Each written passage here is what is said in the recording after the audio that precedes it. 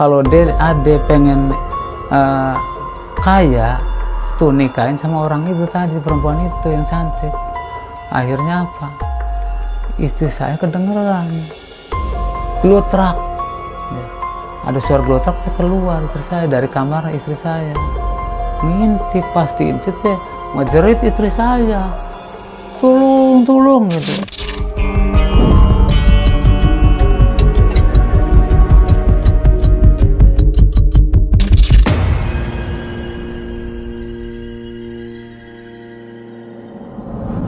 Assalamualaikum pemirsa, kembali lagi bersama saya di Wali Misteri. Di cerita misteri kali ini, saya kebetulan kehadiran seorang narasumber yang dulu pernah punya pengalaman mistisnya ketika terhimpit ekonomi, diterpa masalah, kesulitan dan lain sebagainya sehingga gelap mata dan memilih jalan pintas melakukan pesugihan. Dan seperti apa ceritanya?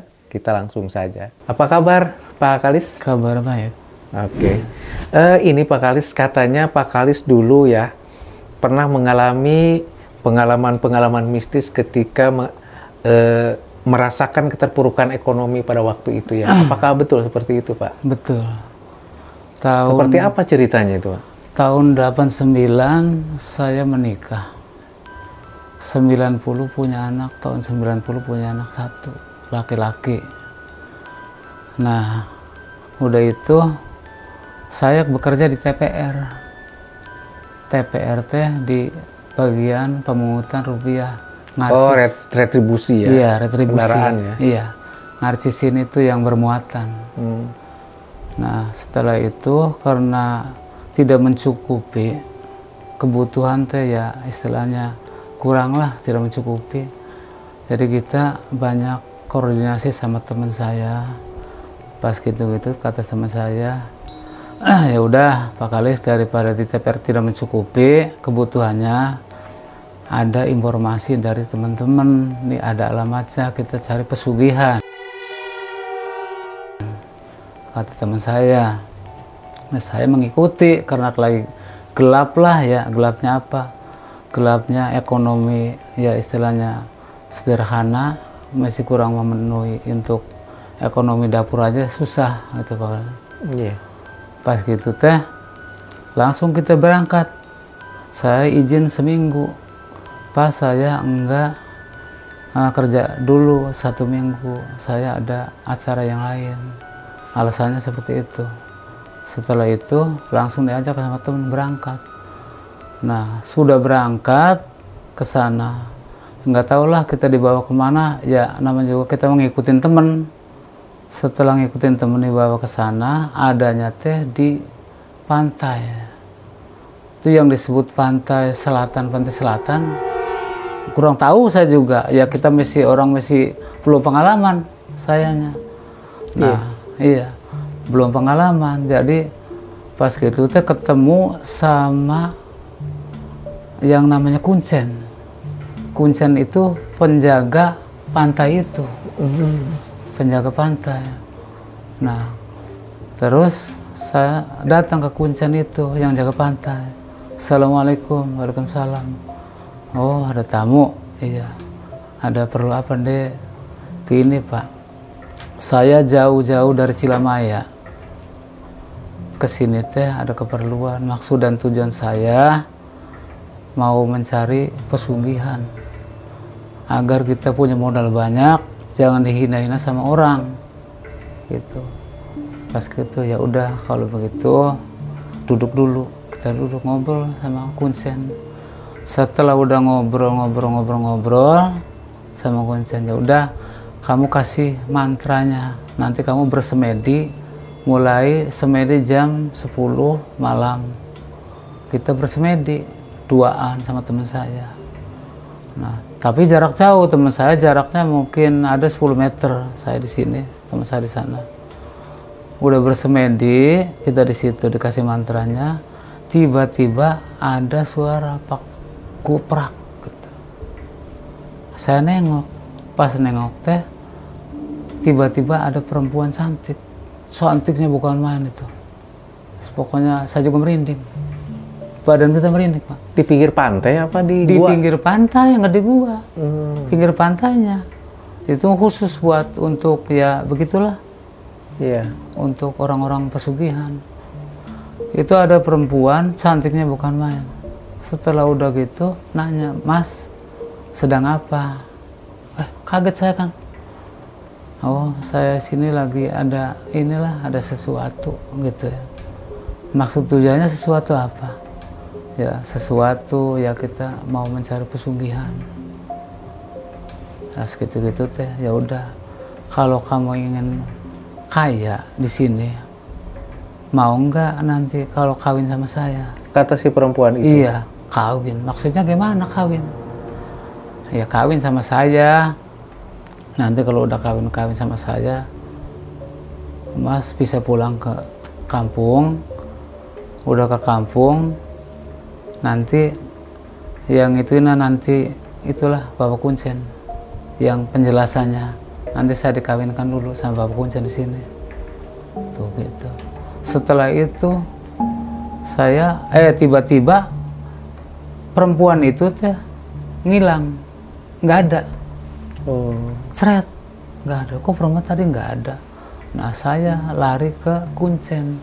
Pak, saya kan nanya gitu. Ada apa, Dek?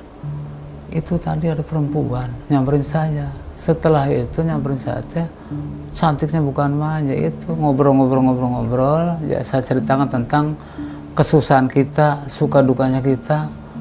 Setelah itu Diceritain sama juru kunci itu. iya. Saya cerita gitu. Terus dia ngajak kawin. Nah itu katanya, Dek, yang saya harapkan itu kawin.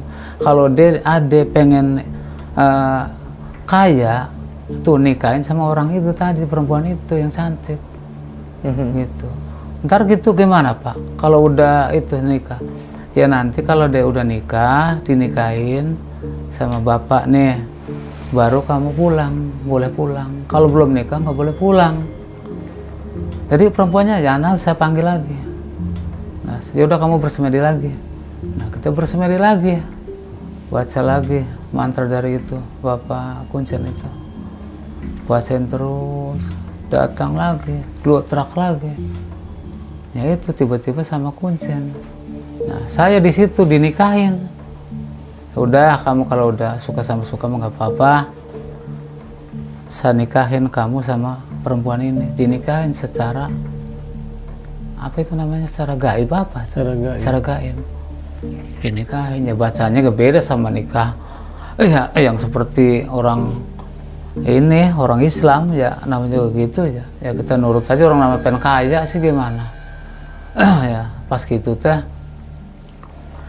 udah nikah, nggak lama lagi ngilang lagi tuh, nggak ada lagi orang itu teh.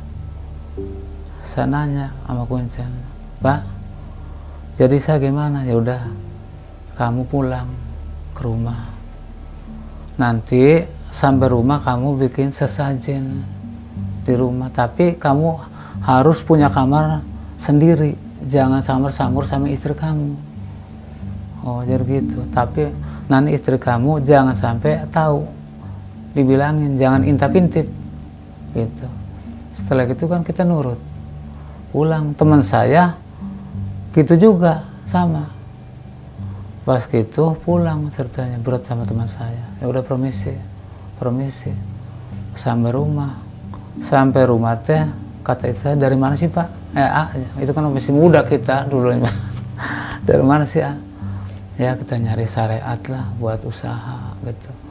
Tapi saya ada amanat, kamu kalau saya ntar malam ya jam tengah 12-an jangan intip-intip, saya pengen tidur sekamar sendiri gitu. Ya udah nggak apa-apa, kita nggak bilang itu bikin sesajen, awas jangan intip-intip. Mas iya. Setelah itu ya saya langsung bersemedi lagi buat. Nah setelah udah bersemedi lagi itu datang itunya, glutrak lagi, suaranya pintu masih nutup, tapi kenapa itunya udah ada di samping kita, Pak. Gitu. Iya, saya merinding. Loh, kamu lewat mana? ya lewat mana aja bisa ya. Gitu. Merinding.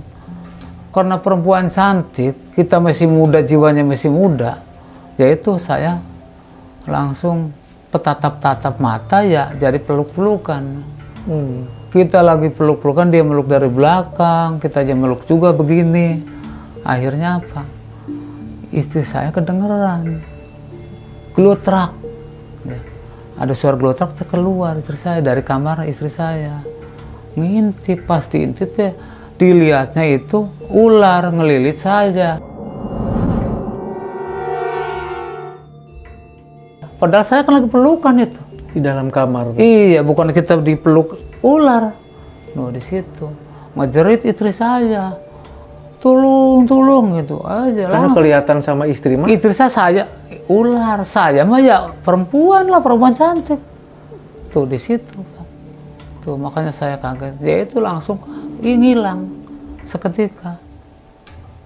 Tulung-tulungan, ya itulah kegagalannya di situ. Berarti gagal dong. Ya itu kegagalannya. Saya langsung ke sana lagi, kata kuncinya gagal, katanya deh kamu mah. Saya kan udah bilang istri kamu jangan intip-intip. Ya nggak tahu apa, mungkin ada kehituannya gagalnya itu. Tuh di situ ceritanya. Kegagalannya teman saya mah ya sukses Sampai sekarang. sampai sekarang. Cuman kata teman saya gini, saya mah sampai hamil. Sedang hamil-hamil kan kalau udah hamil katanya dibawa. Itu teman saya suruh masuk anaknya. Kalau yang udah hamil, kita mah kan nggak ngerasa istilahnya bersetubuh sama ular kan.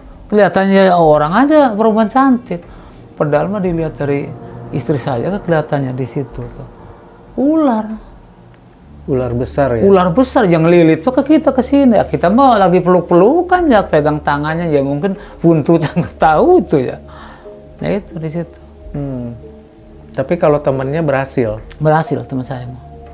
Tuh, yang ngajak sayanya mah berhasil. Yaitu tiba-tiba istri saya itu ngintip sih. Ya harusnya kita mungkin hidupnya begini. Gitu. Iya. Ceritanya gitu, Pak. Terus setelah kegagalan Pak Kalis di situ, masih ada upaya enggak untuk berusaha di tempat lain dalam melakukan kegiatan atau upaya syariat yang sama? Saya terus enggak, yang lainnya. Jadi saya mikir, oh iya, yang namanya rezeki mah dikejar-kejar, kalau belum waktunya susah. Kalau udah waktunya mah ya kemungkinan gampang-gampang saja. Akhirnya kita mikirnya iya, hidup di dunia tidak lama. Iya sih, tidak lama. Yang kaya mati, yang miskin mati. Pikiran kita kan gitu. Lah ya udah, kita akhirnya apa, tobat. Oh iya. Tobatnya apa, kita kan udah menduakan, udah jelas itu. Alhamdulillah. Iya, alhamdulillah sampai sekarang kita ya ibadah ya nggak tinggal. Alhamdulillah. Kalau ada waktu ya langsung pelung-pelung langsung ke musola. Iya. Ya rezeki mah alhamdulillah, walaupun sekarang usahanya serabutan iya. Sekarang mah adem pikirannya gitu. Alhamdulillah. Anak sekolah udah nyampe keluar STM. Ya, ini punya anak lagi. Ya, udah SD kelas 3. Alhamdulillah. Terus ada nggak sih pesan-pesan buat pemirsa di luar sana? Barangkali. Ya, saya pesan gini ya. Jangan sampai seperti kita, kalau bisa mah. Tolong mencari rezeki yang halal. Soalnya apa? Tetap kita di dunia, setelah kita sering mendengarkan ceramah Ustadz, Allah Subhanahu wa Ta'ala kata Pak Ustadz, tidak akan menyiksa orang bodoh, tidak akan memberikan ganjaran kepada orang pintar, akan memberikan ganjaran kepada orang yang benar. Contohnya apa benar? Menjalankan perintah Allah, menjauhi larangannya. Masya Allah, Gitu. luar biasa Pak. Memang betul begitu. Setelah salahnya memang betul. Iya. Orang yang pintar tidak akan diberikan ganjaran, yang bodoh tidak akan disiksa. Tapi Allah akan memberikan ganjaran kepada orang yang benar, menjalankan perintah Allah, menjauhi larangannya, kata Ustadz. Masa saya nggak percaya sebagai muslim, ya? Masya Allah. Jadi artinya Pak Kalis sudah kembali ke jalan yang benar. Iya, amin. Iya. Dan semua orang punya masa lalu dan ada proses ya. Betul. Oke, terima kasih Pak Kalis sudah berbagi cerita, pengalaman dengan kita, dan semoga Pak Kalis ke depan lebih sukses lagi dengan cara-cara yang lebih halal, lebih benar. Baiklah pemirsa, apa-apa yang disampaikan Pak Kalis adalah sebuah cermin bahwa hidup butuh proses dan setiap orang punya masa lalu dalam melakukan pencarian jati dirinya.